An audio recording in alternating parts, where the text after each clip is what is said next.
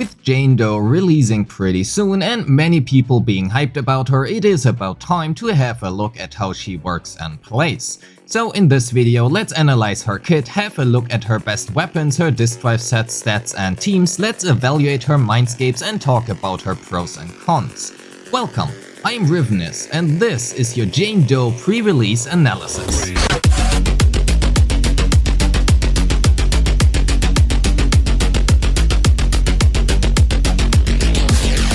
Quickly, before we start the video, if you play Genshin Impact and are interested in Genshin Impact content from me, I do have a second channel where I cover exactly that. So if you're interested, head over and subscribe, a link is in the description. No, not that link. Yes, that one. Jane Doe is a physical anomaly agent who specializes in assault, and contrary to popular belief, her best teams are not disorder teams. Jane requires quite some field time, and playing her correctly you will rarely ever actually find yourself outside her passion state.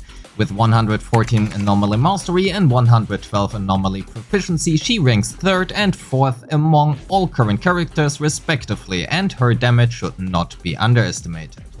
First up, let's have a look at her kit. Because her kit is extremely versatile and has many small details to care about, this will mostly be a rough overview to give you an idea on how she plays, and we will take a complete deep dive into her in the full guide when she releases. So subscribe to not miss out on that. Before we can talk about any of her actual attacks, we have to cover her unique mechanic, Passion Strain.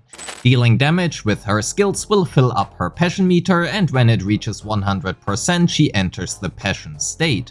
While in the passion state, she has increased anomaly build-up, gains up to 600 additional flat combat attack based on her anomaly proficiency, gets access to a single use of her charged attack, her dash attack and dodge counter change to an enhanced version, and dealing damage with literally anything not being said, charged attack depletes her passion meter. When her passion reaches 0, she exits the passion state. Funnily enough, if played correctly though, you will rarely find yourself outside of said passion state. However, we will talk about that in just a bit. While Jane features a 6-part basic attack, unless you want to absolutely min-max her for every scenario, we will rarely use her full basic string. The reason here being that we will most of the time be inside of her passion state, and while she is in said passion state, she gains access to quite a few skips. However, this is only during the passion state. While in her passion state, her dash attack can directly be followed up with her basic 4, which leaves us with the first possible combo. Passion state dash attack into basic 4, 5 and 6. Triggering a perfect dodge also restores some passion, and the following dodge counter can also be directly followed up with her basic 5, which is the next possible combo we can do. Passion state dodge counter into basic 5 and 6. As previously mentioned, she also gains access to a single use of a charged attack. This charged attack does not actually expire, so if you forgot to use it during the passion state, you could use it outside of it to restore some passion. However, I would not recommend doing this. Using it during the passion window will also restore passion, which we can incorporate in any of our previously mentioned combos. For example, passion state dash attack into basic 4, 5 and 6 into charged attack.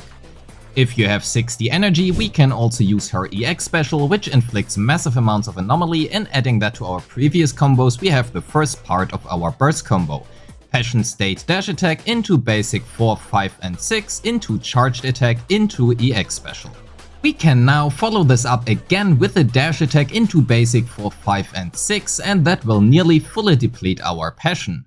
Which is where our chain attack and ultimate come into play, because both of them will have us immediately re-enter the passion state with maximum passion.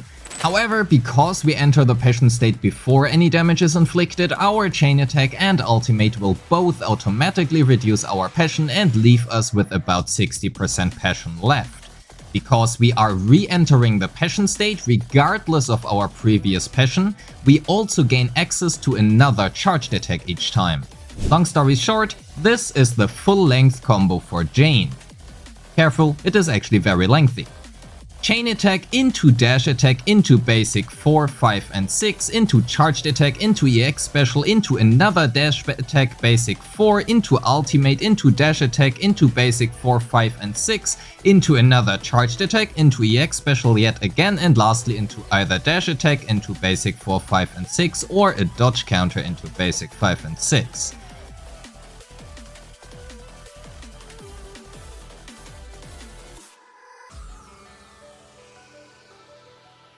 Especially regarding the last part, because this combo is extremely long, and by that I mean it takes about 30 seconds, the enemy will definitely have exited his stun window by now. I mean, it only lasts about 10 seconds after all, which makes the use of a dodge counter here very realistic. But that also means doing exactly this rotation is also not very realistic, and you will find yourself way more often than not using the dodge counter into basic 5 and 6. This will also actually extend your passion state and is hence really good to use. However, as you might have noticed by now, she really likes being on field due to that. At this point, it should be noted that switching her out during the passion state is not a problem at all, and she will keep her passion state even when switched out. And before we get into why that is important to switching her out even though she requires such a long field time, let's first finish up her kit. Her quick assist can also be followed up by her basic 5, and that is yet another combo we can perform, quick assist into basic 5 and 6. Her parry can also be followed up with her basic 3, which leaves this combo at defensive assist into basic 3, 4, 5 and 6. Her core skill has a lot of text, and to summarize this, when she hits an enemy she extends the duration of flinch and allows assault to critically strike. Her additional ability requires another anomaly unit or a unit of the same faction, and when this condition is met she gains 20% anomaly buildup and an additional 15% when the enemy is suffering from any attribute anomaly. That wraps up her kit, and for completeness sake here are again all of the possible combos mentioned so far. So yeah, that's a lot, and I honestly have only just touched the surface of the iceberg. Funny right? Can't wait for the 1 hour guide. Just kidding, I won't actually do that, I'm not that crazy. Quickly looking at her damage distribution, we can see that, to no one's surprise, an overwhelmingly large part of her damage comes from the assault anomaly, and if played in a disorder team, that is still the case, except we also have disorder in play now. Actually quite a bit of disorder. This also means, since anomaly infliction does not scale with skill level, we mostly care about her core skill. This leaves our skill priority at core skill into basics and dodge, into EX special and ultimate into assist. For the next section, a small disclaimer, all calculations shown are early calculations, and that means they might not be 100% accurate. I can make early mistakes as well, so can't wait to find screenshot of this again on Reddit. By that I mean take them with a grain of salt. For her weapons, her signature is her best choice, with an R5 Rainforest Gourmet being her second best accessible option. But an R5 Electro Lip Gloss or also an R5 Weeping Gemini are good more or less free to play options as well. Grace's signature is a little bit lacking in comparison, reason here being that we need to use our special, you know, the regular one, not the EX one, quite regularly to be able to keep up a good uptime on the buff this weapon gives. However, that is not something Jane actually wants or can effectively afford. Also, her R5 signature seems a little bit too good right now, so take it with a huge grain of salt. Regarding her disk drive sets, a 4-piece Fang Metal is her best choice, with either a 2-piece Hormone or a 2-piece Freedom coming in second place. Freedom is likely the better choice the worse your equipment is, as anomaly proficiency is harder to come by than attack, and we want to make sure we have enough anomaly proficiency to satisfy her passion state requirements. For her main stats, while anomaly proficiency in slot 4 and anomaly mastery in slot 6 are her best options, depending on if you have her signature or not, attack percent can be slightly ahead of physical damage if you have her signature. However, the difference is so small that for most cases it will not really matter much. Her by far most important main stat is Anomaly Mastery in slot 6, so take care of that first. As for her substats, we want to look out for Anomaly Proficiency first and foremost, then attack percent, and lastly crit values, flat attack and flat pen. All of this leaves us with her Mindscapes. They are good, very good, especially the first two. maybe too good, especially her Mindscape 2. I will have to revisit this, so please take this with a huge grain of salt. Again, her Mindscape 1 allows us to stay in the passion state even longer, and in my opinion it already is pretty freaking long if played correctly. Again, we had like 30 seconds before. So the main point here being the additional anomaly build-up and extra damage gain are really good. For her Mindscape 2, well, it is really good. It is a Raiden C2 kind of. You will always trigger assault, and not only does this assault now ignore 15% defense, but it also crits for 50% more. Her M3 and M5 don't really matter, Jane is an anomaly unit, so yeah. Her M4 grants the entire team anomaly damage bonus, which is not properly reflected in her own damage, since it also buffs your other anomaly units' damage, for example Grace. And her C6 looks honestly a bit underwhelming to me. Sure, she gains some crit, but this crit does not really help her much. The assault itself does not gain sad crit bonuses, and she by herself doesn't do enough damage to justify crit values.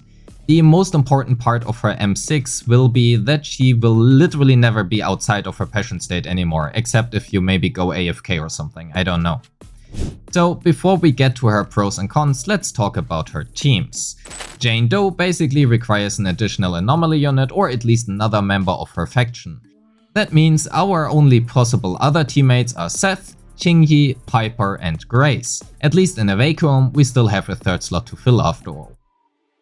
Her perceived best team, Jane, Grace and Seth or Rena, is actually not her best team, at least in my opinion. The by far fastest clear times I have been using Jane, Qingyi and Seth, followed by Jane, Qingyi and Lucy. While Grace is a good option for a disorder team with Jane, that is mostly because it is her current only option. While Rena cheats well in theory, I found her incredibly annoying to use.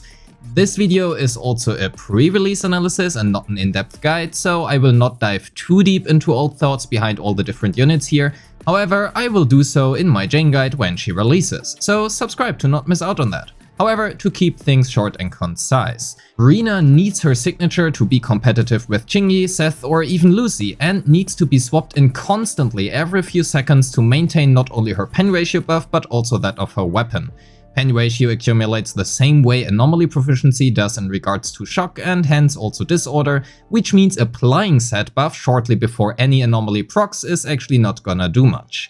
Grace is a fine option for Jane, however she cannot compete with the Qingyi setup for multiple reasons, and non-disorder setups feel way easier to play and are also just straight up better in my opinion, at least for now. Seth is a great option and he provides a good amount of damage to Jane. I honestly can't really say more to Seth.